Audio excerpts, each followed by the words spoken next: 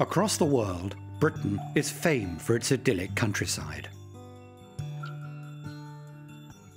An incredibly diverse landscape of natural beauty, farmland and settlements.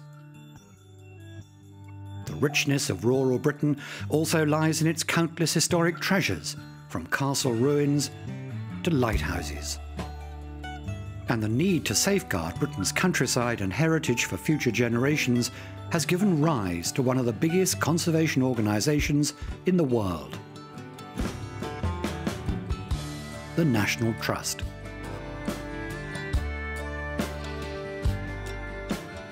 From its humble beginnings over a century ago, the charity has grown to become Britain's second largest landowner in the United Kingdom, covering lakes and mountains, coastline, ancient monuments, and historic houses and gardens. While it's a massive and complex task to look after such a vast area of the country, the National Trust's mission has always been a simple one: to preserve Britain's most valued places forever, for everyone.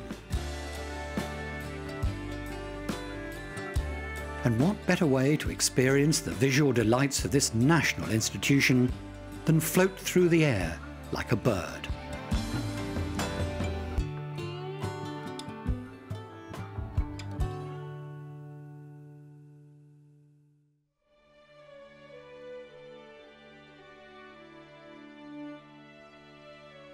The birth of the National Trust is rooted in the extraordinary achievements of the 19th century social reformer Octavia Hill.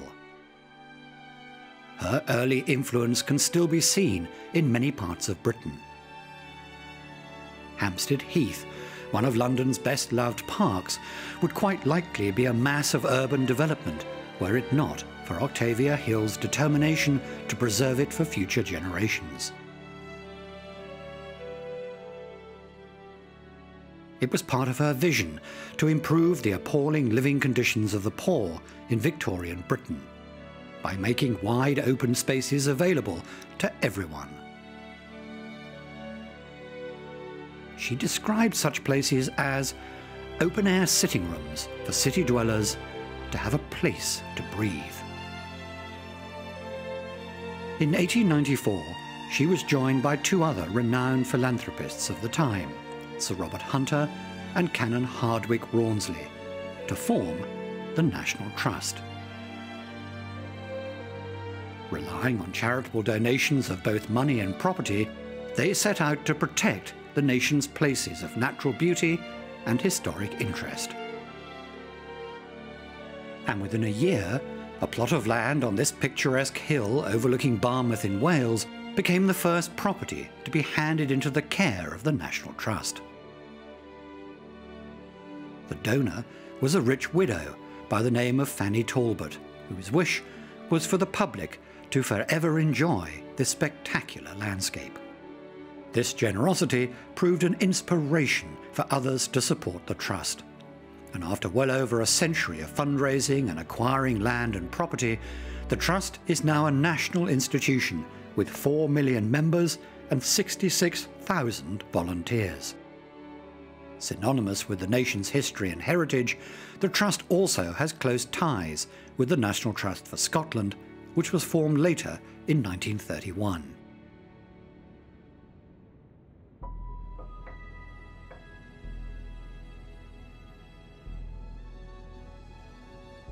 From the outset, the National Trust was guided by its promise to preserve Britain's landscape.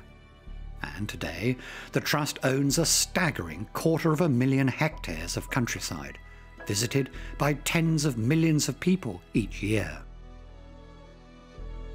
It includes the Mendip Hills in Somerset, one of 49 designated areas of outstanding natural beauty in England, Wales and Northern Ireland. A popular spot for long-distance walkers, the Limestone Hills conceal the largest underground river system in Britain. Over time, the flowing water created a vast system of caves, many of which were discovered and explored as recently as the 20th century, with the advent of breathing apparatus. The biggest tourist attraction of the Mendip Hills is the spectacular Cheddar Gorge. At 130 metres deep and running for almost 5 kilometres, it's England's largest gorge. It began to form about 1 million years ago during the last ice age, when water from melting glaciers formed a river. Over time, it started to carve into the limestone rock, creating the steep cliffs we see today. Further north is one of the most visited national parks in the world, the Peak District. In 1951, it became England's first national park, within which the Trust owns 3 vast estates. The enchanting Dovedale is a limestone valley situated on the South Peak Estate. Millions of years of erosion have created these distinctive rocky pinnacles that have lent themselves to whimsical names such as Lover's Leap, Lion's Head Rock, and the 12 Apostles. The River Dove, which runs through Dovedale, has been a famous trout fishing stream for centuries.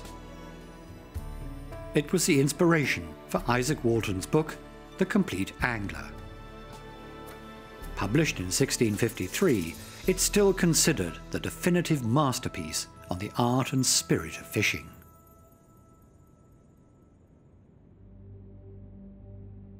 The most dramatic landscape of the Peak District lies in the National Trust's High Peak Estate. This is Kinder Scout, the highest part of the Peak District. It's a windswept gritstone plateau standing over 600 metres above sea level. One of the highlights is Kinder Downfall, where the Kinder River literally flows off the plateau from the peat-soaked bog that sits on the top. Even in dry weather, the soft peaty ground makes it a challenging hike, and the thousands of walkers who visit each year are well advised to stick to the paths.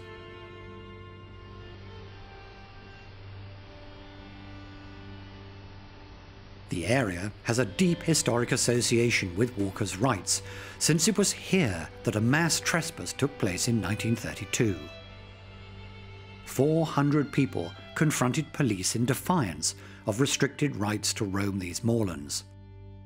They eventually succeeded when, in 1949, legislation was passed to establish the national parks.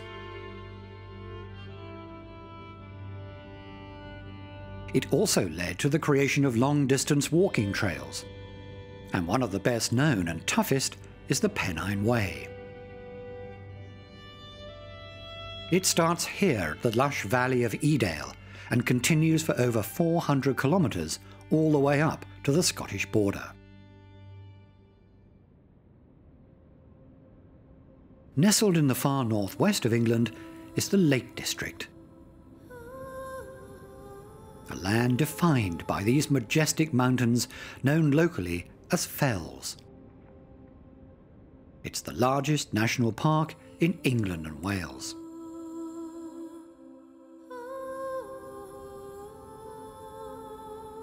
This rugged landscape has an ancient history.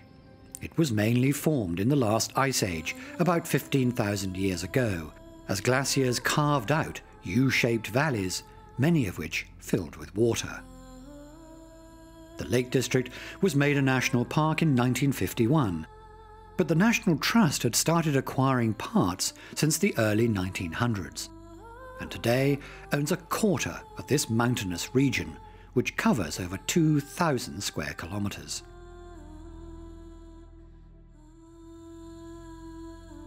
In the 18th century, Daniel Defoe, the writer of Robinson Crusoe, did a tour of the lakes and didn't much like what he saw. The country is some of the wildest, most barren and frightful that I have passed over in England or even Wales. The west side is bounded by a chain of almost impenetrable mountains.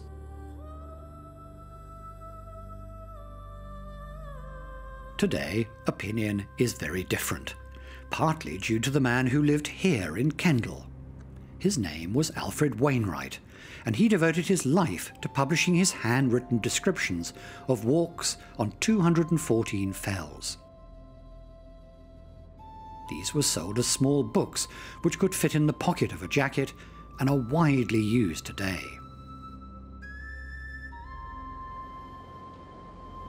The lakes are now one of the premier tourist destinations in England, and Lake Windermere is seen by many as the focal point. The largest natural lake in England, it's what's called a ribbon lake, thin and long. It stretches for 17 kilometres and reaches a depth of 65 metres. In fact, it's so big that it even has a small but noticeable tide. Halfway up the lake are the towns of Windermere and Bowness. And opposite, in the middle of the lake, is Belle-Isle and its beautiful temple-like house built in the 18th century for the Curwen family. The island is now owned and cared for by the National Trust. There's a 16-kilometre-an-hour speed limit for boats, which goes to add to the peaceful tranquility of this spot.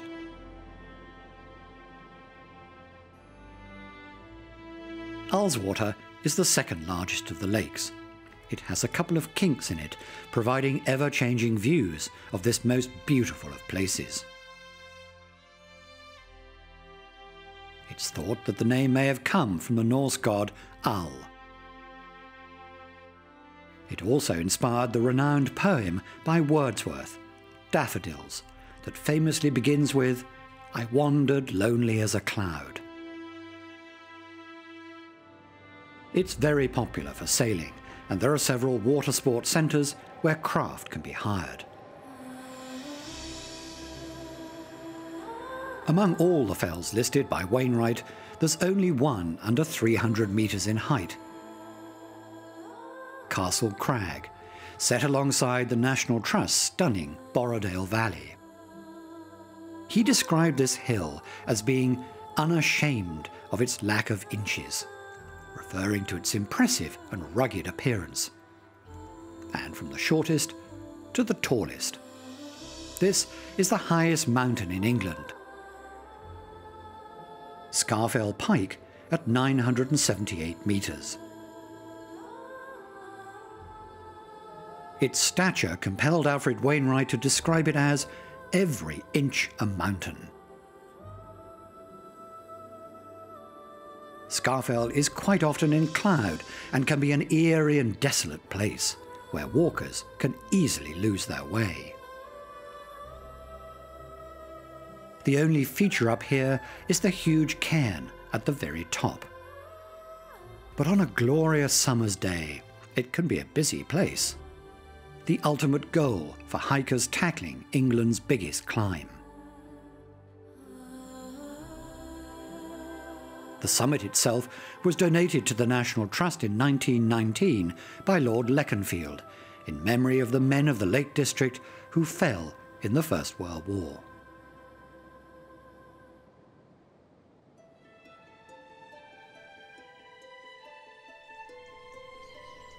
Britain's heritage goes back thousands of years, and the activities of the ancients have left an extraordinary legacy on the country's landscape.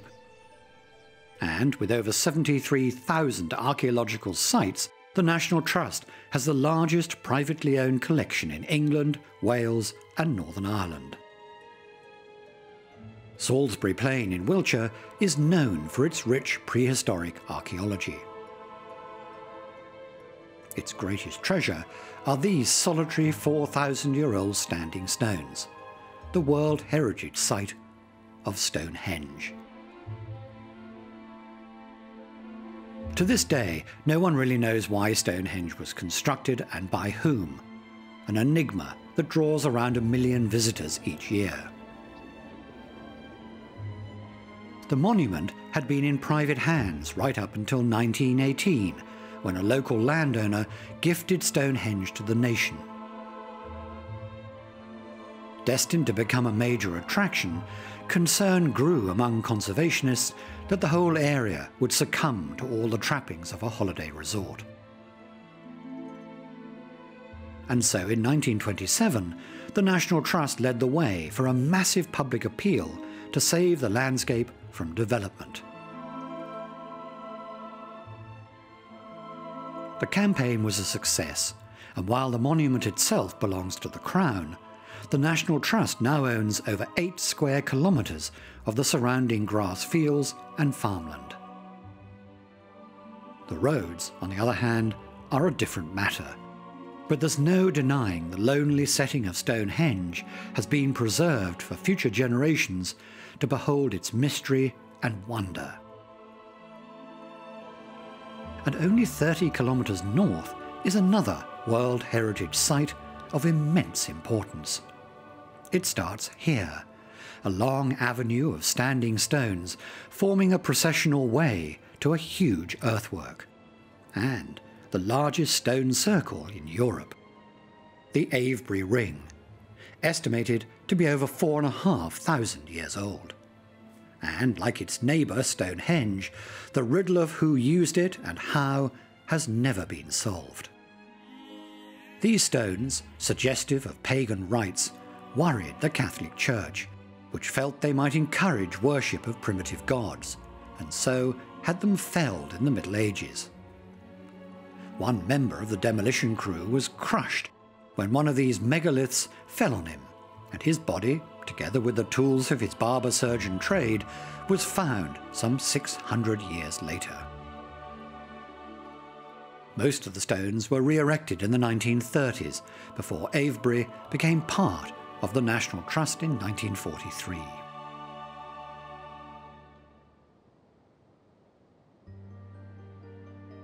Carved into these dramatic white chalk hills of Oxfordshire in southern England is a giant figure, the Uffington White Horse. It's said to go back 3,000 years, making it the oldest dated chalk figure in the country. But as with so many of these ancient monuments, its original purpose has been lost in the mists of time. The highly stylized lines have been recognized as a horse since the Middle Ages, though some legends tell us it may represent the dragon slain on these very hills by St. George, patron saint of England. At 110 metres in length, it can only be fully seen from high up in the air, suggesting it may well have been a symbol of worship to pagan gods.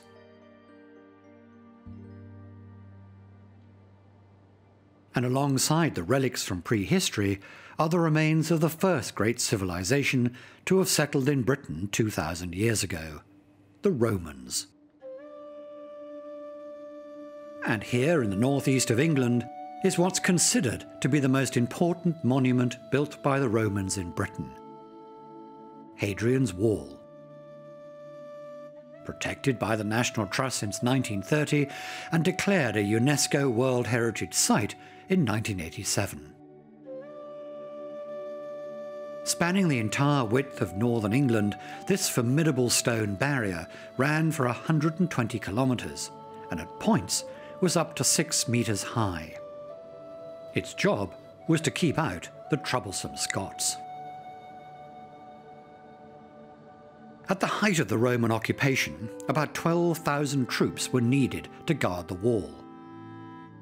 They were housed in large forts, and one of the best preserved, which was built on a steep rocky outcrop, is Housesteads. It was home to hundreds of men, many of whom had come from warm Mediterranean lands and now found themselves in this cold, damp and distant outpost. With so much rain, there was always plenty of water, which they were able to store. They even had flushing toilets, a luxury not to be found on these islands again until the 1800s. But the real height of Roman luxury was to be enjoyed by the privileged few. These are the ruins of Chedworth Villa, acquired by the National Trust in 1924. It's one of the largest Roman villas of its kind, as well as a fine example of Britain's first great architectural age. The size of Chedworth Villa would have meant that it belonged to a rich and powerful Romano-British family. The house once had 2 floors, and the inventory reads like a modern property spec. There were bathrooms with hot and cold running water. The main rooms had central heating from hot air circulated under raised floors. There was even a sauna. Nothing like this had ever been seen by the Britons, who mostly lived in thatched round houses. They must have thought that places like Chedworth had come from another world.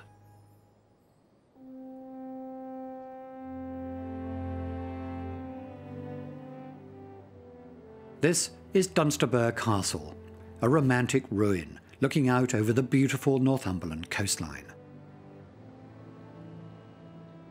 The National Trust started acquiring castles as early as 1900, and today it owns no less than 40. Nothing captures the imagination like the castles of Britain, and their appeal is timeless. Steeped in history, stories and legends, their forbidding walls and towers are a lasting testament to a brutal and violent age. One of the most evocative of castle life, as it may have been, is Bodiam, near the south coast of England. This 14th century moated fortress was built to defend southern Britain in the event of a French invasion, though it also served as a grand residence. The moat is considered an ornamental rather than a defensive feature, and was intended to make the castle appear larger and more imposing. Bodiam has been described by archaeologists as being one of the best examples of landscaping to emphasize a castle. By the mid-17th century, the castle, like so many others, was just a picturesque ruin. But in 1916, Bodiam was bought by Lord Curzon, who then restored it and gave it to the National Trust in 1925. There can be few castles with a more dramatic location than the medieval structure on St Michael's Mount, the rocky Cornish island accessible by foot at low tide. Originally a monastery, the structure was rebuilt as a fortress in the 1500s. Prayer and pilgrimage was followed by 250 years of battles and bloodshed until it was finally converted into a magnificent home for the St Alban family in the 17th century. The National Trust was handed the castle in 1954, and it's now open to the public. However, part of the castle remains, after 300 years, the family home of the St Albans under a 999-year lease. Corfe Castle in Dorset lies in ruins not through age and decay, but because it was demolished in 1645 by the victorious parliamentarian forces during the English Civil War. Until its surrender, Corfe had been ably defended by Lady Mary Banks, whose husband was absent fighting for the king. Betrayed by one of her own soldiers, the castle was finally taken and destroyed. Deep holes packed with gunpowder brought the towers and ramparts crashing down. That done, it was later returned to the Banks family.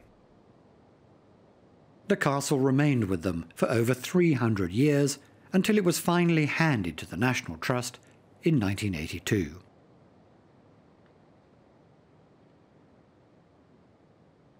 Corfe Castle's demolition symbolically marked the end of the age of the great strongholds. But castle design was to re-emerge centuries later as a fashion among rich and powerful Victorian industrialists. Penrhyn Castle in North Wales was built by the Pennant family, whose slate quarry in a nearby valley had earned them a vast fortune. Built in the style of a Norman fortress with its square towers, this grand manor house was not only a clear statement of wealth, but it even suggested self-proclaimed nobility. It's one of many such castles built in the 1800s, and Penrhyn is one of the most admired. In 1951, the castle and its 160 square kilometres of land was handed to the government in exchange for death taxes. Today, it's cared for by the National Trust and is open to the public.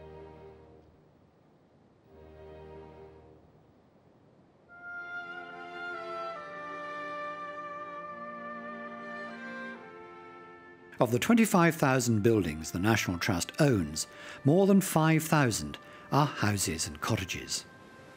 Many of these were acquired as part of larger estates and often included villages which had historically provided homes for estate workers. One such village in the care of the National Trust since 1944 is Laycock in Wiltshire. Today, it has around 350 tenants. Mentioned in the 11th century Domesday Book, Laycock has remained virtually unchanged since the 1700s, making it a film director's dream for period and fantasy dramas, including Pride and Prejudice and Harry Potter. From a much later period is the Stile Estate. Founded in 1784 for the workers at Quarrybank Mill, it's one of Britain's greatest industrial heritage sites, showing how a complete industrial community lived. The estate and mill were donated to the National Trust in 1939, but the mill continued commercial production until 1959.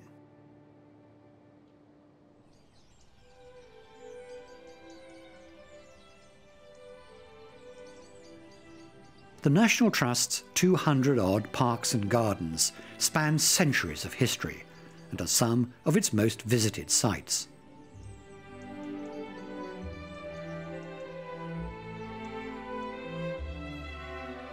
This is Croom Landscape Park in Worcestershire. It was the first complete landscape to be built by the famous designer Lancelot Brown in 1751, and it made his reputation. He was better known as Capability Brown for his want of saying about a new commission, "There was great capability of improvement." The park at Croom established a new style of garden design, one that looked entirely natural, but in fact was man-made, including the magnificent lake. This approach became so popular that it was universally adopted for decades to come. But the grounds, thought by many to be Capability Brown's finest achievement, is at Petworth Park in West Sussex.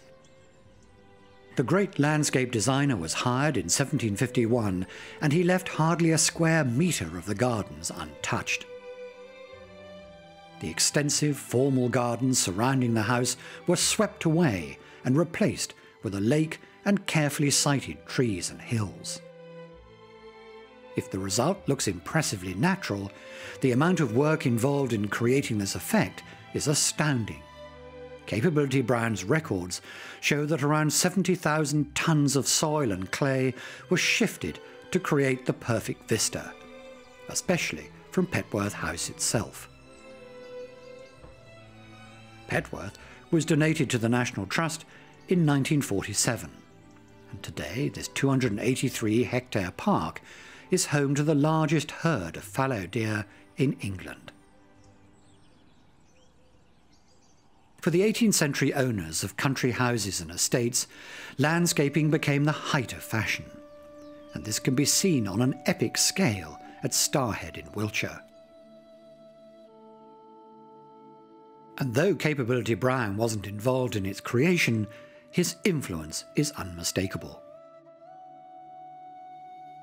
The artificial lake was formed by damming a river.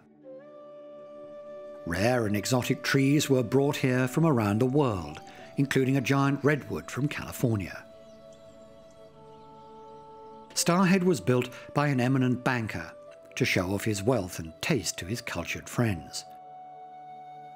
The path around the lake is even themed to tell the story of a mythological Trojan hero's descent into the underworld. Classical temples are scattered around the 1,000-hectare grounds, creating, as the diarist Hugh Walpole put it, one of the most picturesque scenes in the world. For visitors today, the highlight of Starrhead is the climb up to the top of King Alfred's Tower to enjoy spectacular views over 3 counties.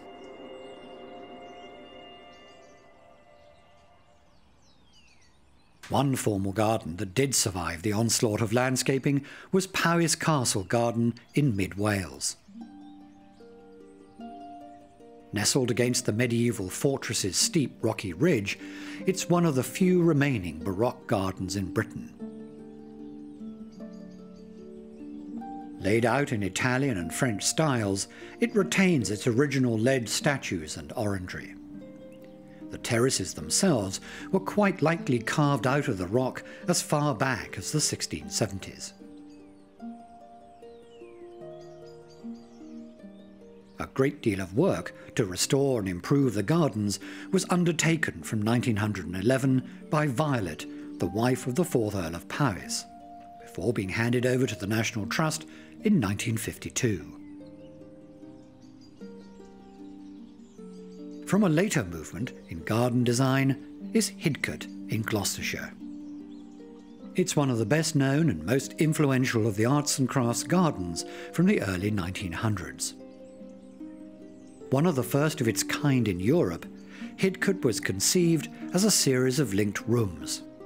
Each has its own theme and character, separated by yew, holly and beech hedges. However, this very English garden was in fact created by an American owner, Lawrence Johnston. An avid plant collector, he went on numerous plant hunting expeditions around the world to secure rare and exotic species for this widely admired and imitated garden. Today, Hidcote's additional attraction is its 3-hectare maze. Each year, a new pattern is cut into a maize crop, hence its name, the Maize Maze. With around 5 kilometres of paths, it's one of the biggest mazes in Britain.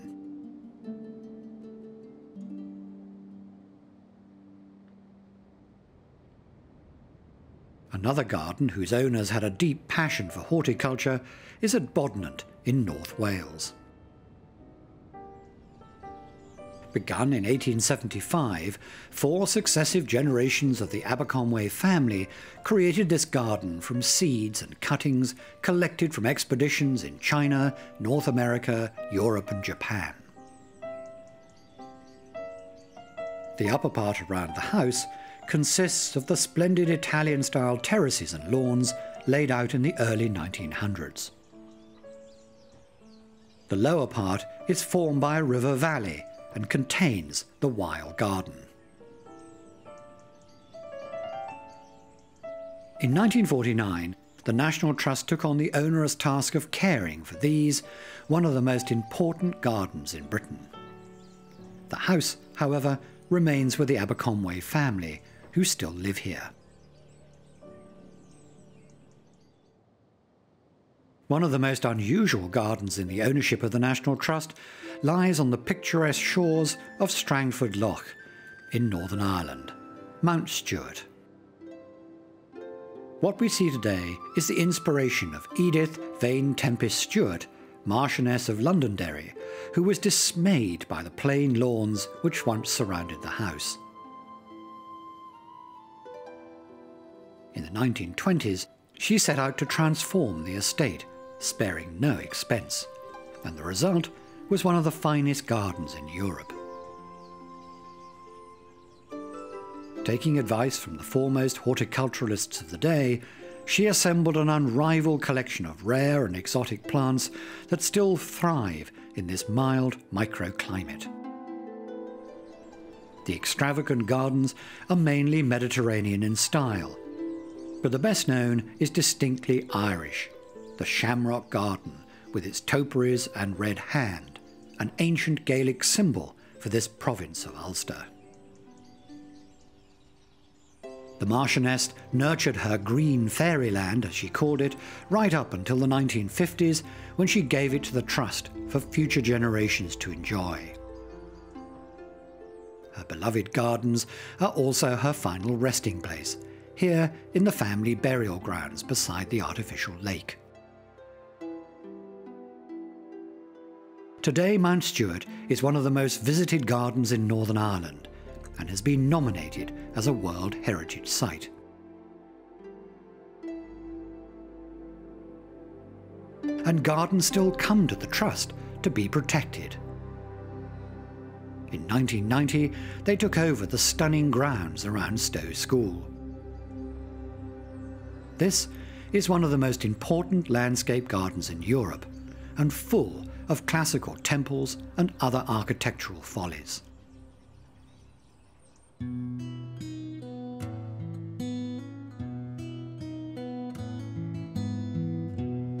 From the grand and ostentatious to the humble and understated, the National Trust cares for a diverse range of houses. These treasures tell the remarkable story of domestic architecture through the ages, from medieval times up to the 19th century.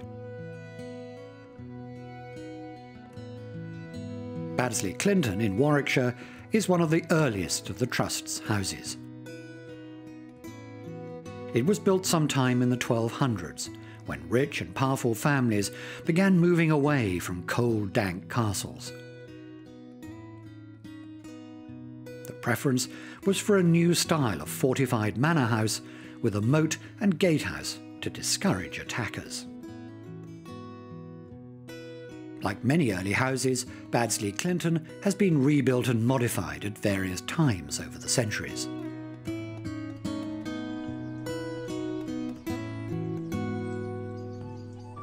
But at Ightham Moat in Kent, we see a manor house whose importance lies in the fact that it's changed very little since it was built in the 1320s. And today it stands as a superb example of how such houses might have looked in the Middle Ages.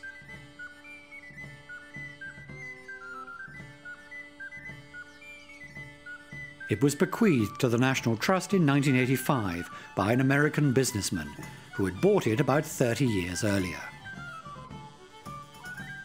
The house is now a Grade 1 listed building, and parts of it are a scheduled ancient monument.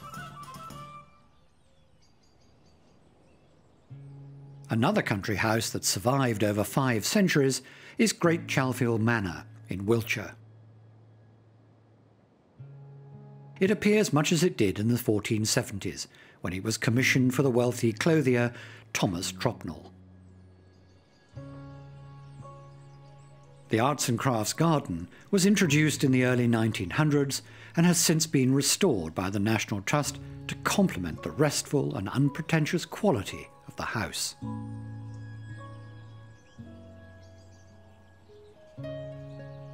This is Lower Brockhampton Hall, part of a farmed estate in Herefordshire. Built in the 14th century by a successful wool producer, it's a house that epitomizes the classic vision of an old English country house, complete with black and white half-timbered walls and quirky angles.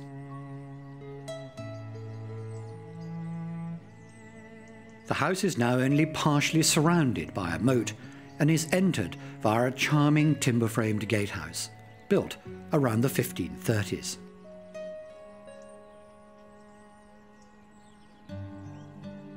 But perhaps the most glorious timber-framed Tudor house is in Cheshire, Little Morton Hall. As the fortunes of the Morton family grew, so too did the size of the house, and the final flourish was the amazing gatehouse and the third-storey gallery, It looks as though it's about to topple over, but has stood for well over 400 years. Later in the 16th century, Tudor England saw a new level of sophistication in house design, influenced by the Italian Renaissance. And this can be seen in the symmetrical layout of Melford Hall in Suffolk. Each half of the house is a mirror image of the other. This symmetrical style reflected the wish of the Tudor family for order and harmony in their own lives, as well as for the design of their house. Brickmaking was also back, last seen with the Romans hundreds of years earlier. The bricks would have been made on site and the works closed down after the house was finished. The relative peace during Elizabeth I's reign also meant that no fortification was needed on the house. But there are still small towers and turrets that seem a reminder of an earlier age of castles. By the small village of Woolsthorpe by Colsterworth in Lincolnshire is a 17th century farmhouse whose reputation has been forever enhanced by one man. Woolsthorpe Manor is certainly a fine building, but the National Trust may not have taken such an interest in it had it not been the childhood home of Sir Isaac Newton, one of the greatest scientists who ever lived. He was born in Woolsthorpe in 1642 and later spent time living and working here in the late 1660s when his usual workplace, Cambridge University, was closed as a precaution against the plague. It's said that the apple tree in the garden today is a descendant of the original, under which Newton is supposed to have slept when an apple dropped on his head, inspiring his groundbreaking theory of gravity.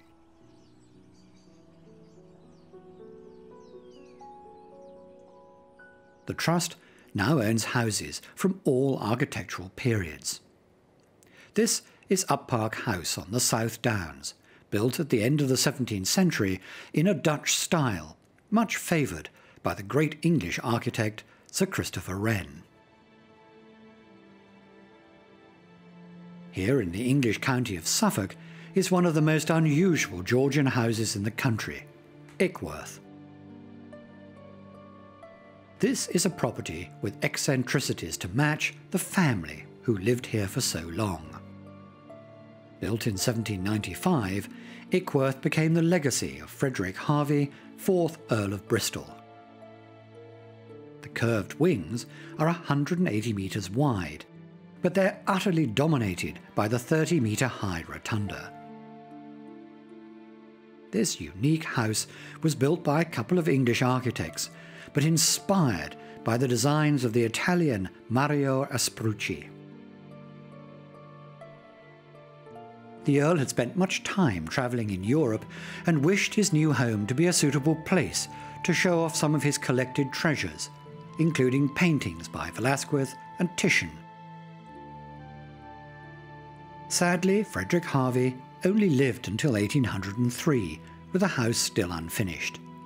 But his dream did live on, and today the house is owned and administered by the National Trust. From the 19th century is Tinsfield in Somerset.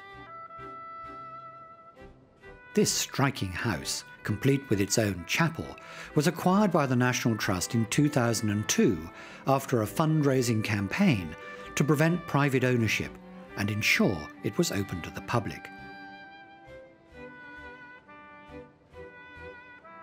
Tinsfield is one of the many fantasy houses created in the wake of the Industrial Revolution. The vast fortunes that were being made led to an explosion in building, and also a confusion of styles where past ideas were dusted off and reinterpreted by Victorian architects. The medieval look of Tinsfield, known as Gothic Revival, was one of a number of styles reinvented in a flamboyant manner. And in the Buckinghamshire countryside, it's possible to see a Victorian recreation of a 16th century French chateau.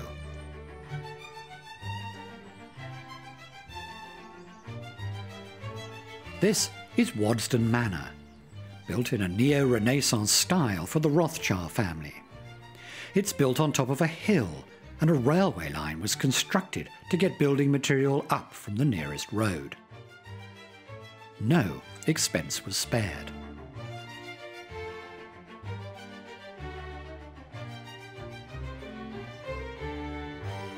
The last member of the Rothschild family to live at Wadston was James de Rothschild. Since 1957, the house and its contents have been cared for by the National Trust. Today, Wadston Manor is one of the Trust's most popular paid entry houses, with almost 400,000 visitors each year. And finally, we end this aerial spectacle over the dramatic shores that shape the British Isles.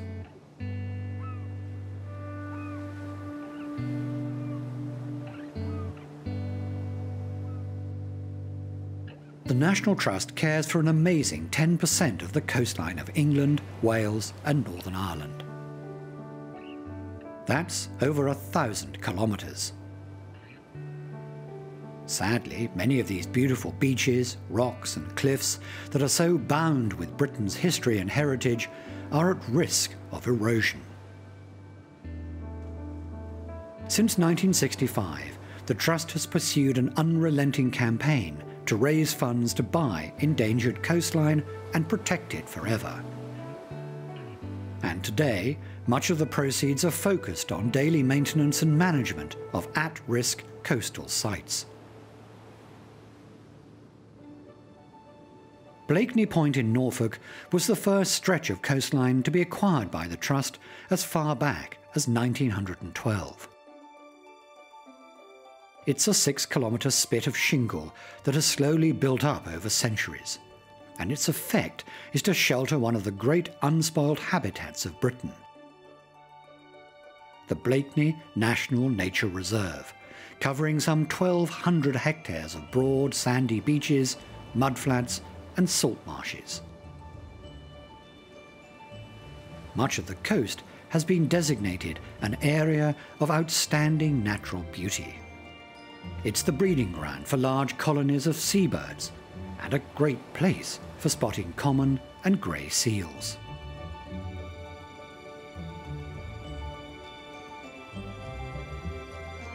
Along the south coast of England is a 150-kilometre stretch known as the Jurassic Coast. It's the only place where 185 million years of the Earth's history are revealed in the cliff faces, making it one of the most important earth science sites in the world.